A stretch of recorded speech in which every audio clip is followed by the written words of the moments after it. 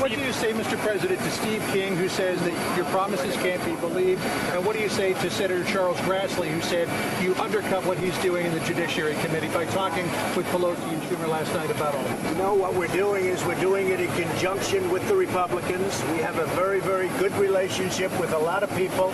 A lot of people want this to happen. If we don't have the wall, we're doing nothing. So that was President Trump yesterday after a rush of criticism from some in his own party, including our next guest. Immigration hardliners outraged about the DACA deal that was made with Democrat leaders Chuck Schumer and Nancy Pelosi. So hours ago, and perhaps in an effort to bring some of those very critics back into the fold, White House Press Secretary Sarah Sanders said that this deal would only happen if there were major concessions from Democrats. Watch. The president supports the DACA program and supporting making a deal on that. But again, that has to include that massive border security. The specific things that we'd probably like to see into sanctuary cities, expedited removal, more immigration judges, supporting things like the RAISE Act. Those are things that you'll see us focus on and talk more about in the coming days. All right. So do we have a deal? One of those Republicans, a critic of the president, Iowa Congressman Steve King. Congressman, good evening. Good to see you tonight. Good evening, Martha. I'm just kind of happy to hear Sarah's voice on some of that. So that's my first question then. You know, is that enough? Is the deal that she presented something that you can live with? Oh, no, but it helps. It helps when she's weighing in on this part and saying there are a lot of things that the president would like to get. I don't know that ever gets me to amnesty, but it may get others there. And I understand the president, I believe, on this. I mean, his heart kind of overruled his campaign promises, and he served up DACA to Congress and threw it out and said, well, I'm going to keep my campaign promise this way, 8 months late with a 6-month delay. And then Congress, it's the equivalent of throwing DACA into Congress to try to write a bill that satisfies the president is the equivalent of throwing a cat into the kennel and let the dogs turn them loose.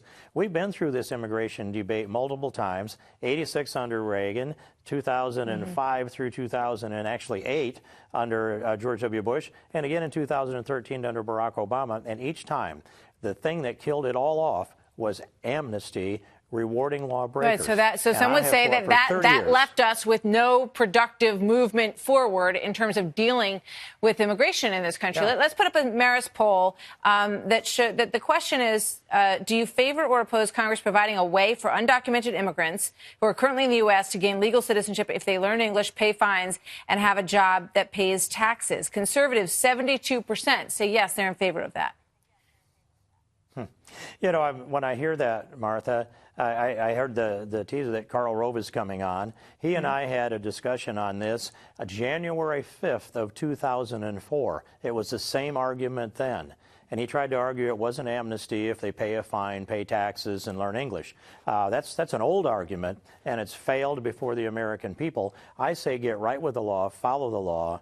That really means this, that go home and apply the legal way, but get to the back of the line. That's some other things that Carl and the Bush administration and many Republicans have said for more than a decade. Let me ask you this then. So specifically, you know, right, what would you do with these 800,000 individuals, many of whom are in school? They were brought here when they were little kids, you know, through no fault of their own, as we've heard many times. What would you, Steve King, do with those 800,000 people tomorrow? Okay. Well, there isn't we can't deal with it tomorrow, and we haven't dealt with it at any day prior to this, and it gets worse every day. The only way that you stop this is you stop the illegal entries and you stop the overstays. Now, if we get there, we're restoring the respect for the rule of law. That's 3 to 5 years under an effective president and administration. Then you look at the people that are here in the shadows, and then you have the debate. That's the right way to do this. The other side of this, we can have the rule of law. Isn't that what we're doing over the next 6 months in terms of having the debate about the people who are in the shadows, as you say? No. No, this debate that's been ensued, it starts with amnesty. That's been the mistake every time to lead with amnesty. You have to demonstrate border security and the restoration of the rule of law.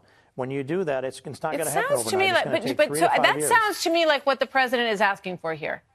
Tell me why it isn't. Well, if it is, I hope we have the votes in Congress to pass that, and then we can increase border security. He's already said he wants to throw out any criminal illegal aliens, you know, obviously the crime being the second one after coming here illegally, and to begin the process of dealing with the people who are, quote, in the shadows and coming up with DACA over the next 6 months. But it's not what I've said. What I've said is we can't just promise we're going to enforce the law.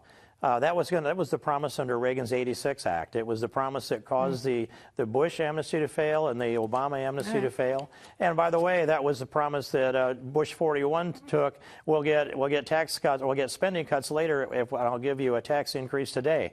That never happens. You have to get those things that are conservative first before you can take up the other part of this, or it will fail, and we'll see more and more illegals, and we'll see not amnesty 1.0 and never again, because that was a promise in 1986. We'll see DACA 2.0, 3.0, 4.0.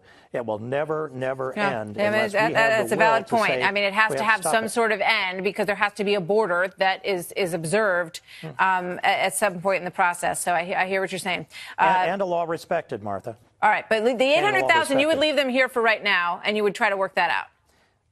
Is that right? Well, yes, and I'd say they came here to live in the shadows. That was the objective of the crime in the first place, was to live in the shadows. So it's not inhumane to allow that to continue until we restore the respect for the rule of law in America. All right, Steve King, thank you very much. Good to see you tonight, sir.